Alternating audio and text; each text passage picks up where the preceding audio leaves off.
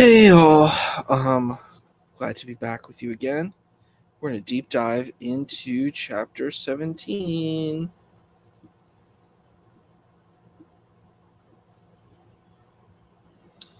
And Abram was 99 years old, and God appeared to Abram, and he said to him, I am the Almighty God. Walk before me and be perfect, and I will place my covenant between me and between you, and I will multiply you very greatly. And Abram fell upon his face, and God spoke with him, saying, As for me, behold, my covenant is with you, and you shall become the father of a multitude of nations. And your name shall no longer be called Abram, but your name shall be Abraham, for I have made you the father of a multitude of nations.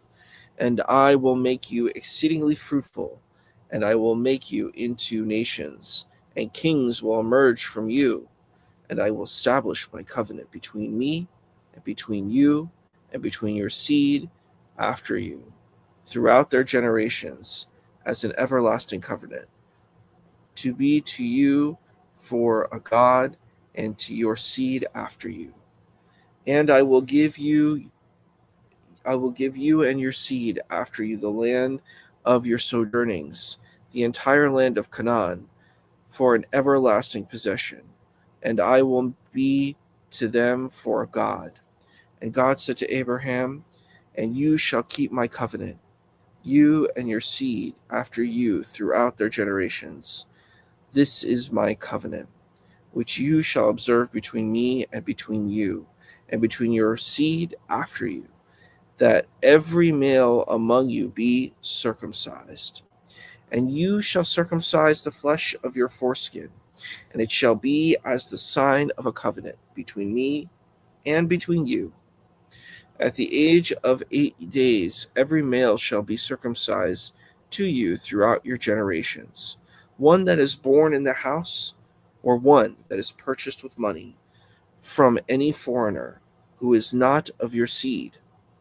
Those born in the house and those purchased for money shall be circumcised, and my covenant shall be in your flesh as an everlasting covenant.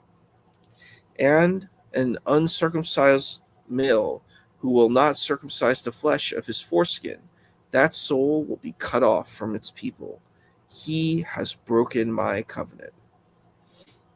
And God said to Abraham, Your wife Sarai, you shall not call her name Sarai, for Sarah is her name. And I will bless her, and I will give you a son from her, and I will bless her, and she will become nations, kings of nations will be from her. And Abraham fell on his face and rejoiced. And he said to himself, Will be born to one who is 100 years old, and will Sarah, who is 90 years old, give birth?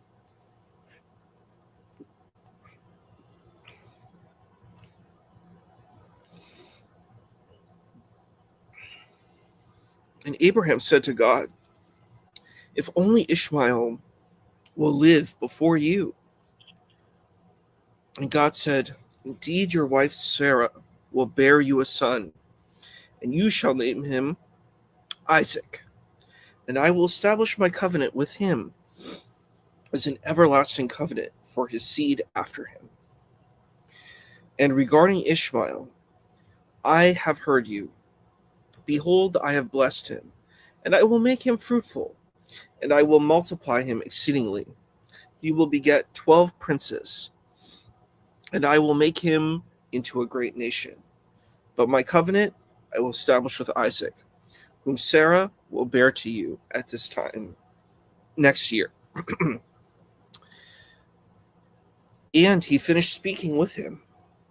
And God went up from above Abraham, and Abraham took Ishmael his son, and all those born in his house, and all those purchased with his money, every male of the people of Abraham's household, and he circumcised the flesh of their foreskin on that very day, as God had spoken with him. And Abraham was 99 years old when he was circumcised of the flesh of his foreskin. And Ishmael, his son, was 13 years old when he was circumcised of the flesh of his foreskin. On that very day, Abraham was circumcised, and Ishmael his son, and all the people of his household, those born in his house and those bought with money from foreigners, were circumcised with him.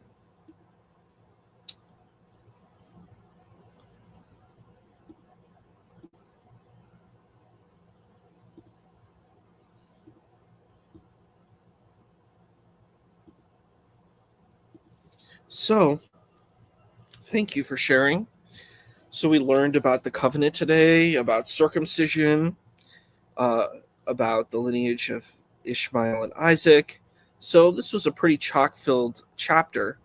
Are there any different kinds? Oh, yeah, and the names were changed from Abram and to Abraham and Sarai to Sarah. So a lot of stuff happened here. This was an action-filled chapter. I don't know if there's any other feelings about that, but there's a lot to build on. We have 2 chapters tomorrow, and we're going to continue to build.